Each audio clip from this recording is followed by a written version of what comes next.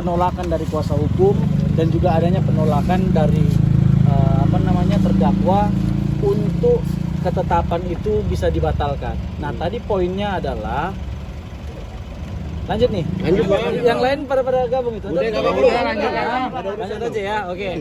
Nah, tadi hakim itu menetapkan bahwa sidang pemeriksaan saksi korban Hotman Paris Hutapea itu dinyatakan tertutup untuk umum. Nah, kita kembali flashback kita pada sidang sebelumnya.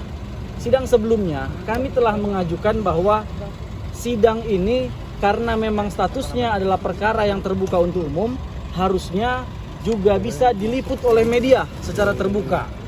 Jadi tidak ada alasan yang menyatakan bahwa sidang ini harus dinyatakan tertutup, kan begitu. Dan pada sidang 2 minggu yang lalu itu dikabulkan oleh hakim. Terbukti waktu itu ada beberapa media yang live, kan begitu. Artinya memang tidak ada permasalahan di sana. Lah, ujuk-ujuk ketika pemeriksaan saksi korban Hotman Paris Hutapea yang padahal kasusnya adalah dugaan pencemaran nama baik yang dilakukan oleh Pak Rasman gitu. Tiba-tiba dinyatakan ini harus tertutup dengan dalil yang tidak mendasar. Karena katanya ada tindakan-tindakan asusila, kan gitu. Saya mau tegaskan tindakan asusila yang mana gitu. Ini kasus pencemaran nama baik gitu.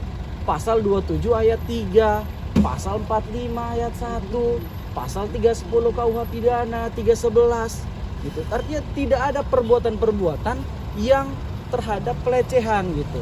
Saya mau tegaskan terlebih dahulu. Jadi secara undang-undang ketentuan peradilan dalam KUHP dan juga peraturan nomor 48 tahun 2009 tentang kekuasaan kehakiman pasal 13, ini dulu dasar hukumnya, menerangkan bahwa semua sidang pemeriksaan pengadilan adalah terbuka untuk umum kecuali ditentukan hal-hal lain menurut undang-undang, kan begitu. Lalu kemudian pengecualian ini diatur di dalam beberapa peraturan, kan begitu. Misal dalam Undang-Undang nomor 5 tahun 1986 tentang tata usaha negara, nah itu dikecualikan. Apabila perkara yang disidangkan tentang keselamatan negara, maka itu harus sidang tertutup. Dan kemudian tentang Undang-Undang Peradilan Agama, apabila perkara perceraian, itu sidangnya harus tertutup. Nah, kemudian juga diatur di dalam Undang-Undang Peradilan Militer dan Perkara Anak, pasal 141 ayat 2, dinyatakan jika kasusnya anak di bawah umur, itu juga dapat dinyatakan sebagai sidang yang tertutup. Dan dengan catatan juga ada perbuatan asusilanya. Nah itu, tapi kan dalam perkara ini tidak ada. Bagaimana seorang terdakwa yang dalam hal ini adalah Pak Rasman bisa melakukan asusila kepada Hotman Paris? Ini kan nggak ada hubungan gitu. Nah harusnya hakim itu tidak boleh serta-merta menetapkan ketetapan bahwa sidang itu ditutup gitu. Yang buat ricu tadi, nah ini poinnya. Yang buat ricu tadi, kami kan tadi mengajukan keberatan.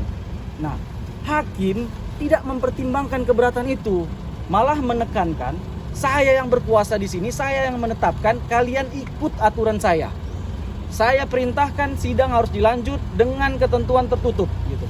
Tadi kami coba menyampaikan argumentasi hukum. Nah, hakim langsung potong. Poin ini sebenarnya tadi awal mula keributannya. Baik, kejadiannya bagaimana sih sebenarnya? Nah, itu kan tadi konflik dengan hakim. Kemudian hakim menyatakan sidang diskors. Untuk perintahnya, jaksa mengamankan peradilan, mengamankan terdakwa, baik Iklim Hakim dan juga Pak Rasman. Nah, ketika sudah ditutup, hakim sudah keluar, Pak Rasman mendatangi Hotman. Saya mendengar sendiri apa yang disampaikan oleh Pak Rasman kepada Hotman. Tidak ada niatan memukul seperti yang diposting Hotman hari ini. Pak Rasman membisikkan kepada Hotman, dan itu tadi di awal juga Pak Rasman meminta izin sama hakim, walaupun hakim tidak memperkenankan di dalam peradilan. Nah, yang disampaikan Pak Rasman adalah, Hotman, kau siap-siap. Kau siap-siap, kami akan gempur kau. Itu aja menyampaikan itu. Nah, kemudian adalah ini apa namanya, pihak dari kami nggak tahu siapa karena pakainya pakaian biasa, pakaian preman. Nah itu langsung lari menerjang Pak Rasman, mengamankan Pak Rasman gitu. Bahkan kami lihat itu ada tangannya gini ke leher Pak Rasman. Nah itulah tadi advokat Firdaus menyatakan bahwa ada penyerangan terhadap Pak Rasman. Dia itu mau membela Pak Rasman di situ sebenarnya. Tapi aku perlu sampai naik-naik ke atas meja gitu, Bang.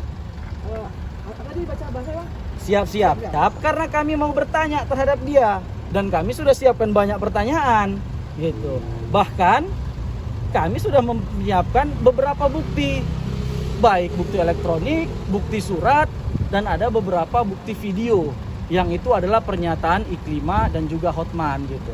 Artinya ini akan kami adu tadi rencananya, itu poinnya. Bang, tapi tanggapan Hotman saat disamperin Rasman tadi ada apa Bang? Melaporin atau gimana? Enggak, agenda ke Polda. Mereka hasil sidang tadi apa Bang? Boleh tahu gak? Gimana Bang? Hasil sidang tadi apa? Hasil sidang tadi itu ditunda sampai dengan tanggal 20 dengan agenda diulang. Nanti akan pemeriksaan korban lagi.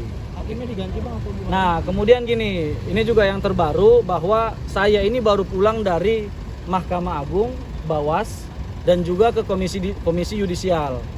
Hakim tadi tiga-tiganya itu sudah kami adukan ke Mahkamah Agung dan juga ke KY, kan gitu. Ada 3 poin permintaan kami di situ.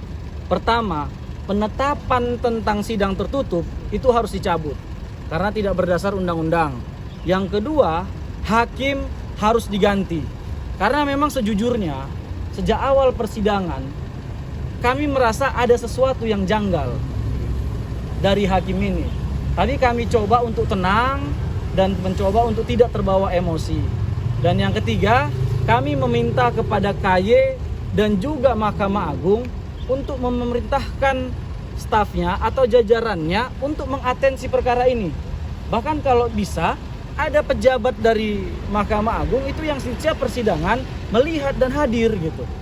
Supaya ini sesuai rule of law-nya gitu.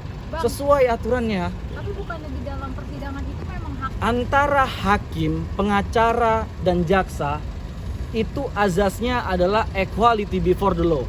Kita semua sama di hadapan hukum. Oke. Dalam posisi hakim, dalam jabatannya, dia itu memimpin persidangan. Ya kan? Dia itu mencari fakta-fakta hukum untuk keyakinannya apakah seseorang ini dijatuhi hukuman pidana atau tidak gitu. Hanya itu, dia memimpin jalannya persidangan, bukan serta-merta. Karena semua ada haknya, di undang-undang diatur. Kuasa hukum punya hak, terdakwa punya hak, jaksa punya hak, hakim juga punya hak. Kan begitu. Itu sih poinnya. Oke, Oke, teman-teman semua.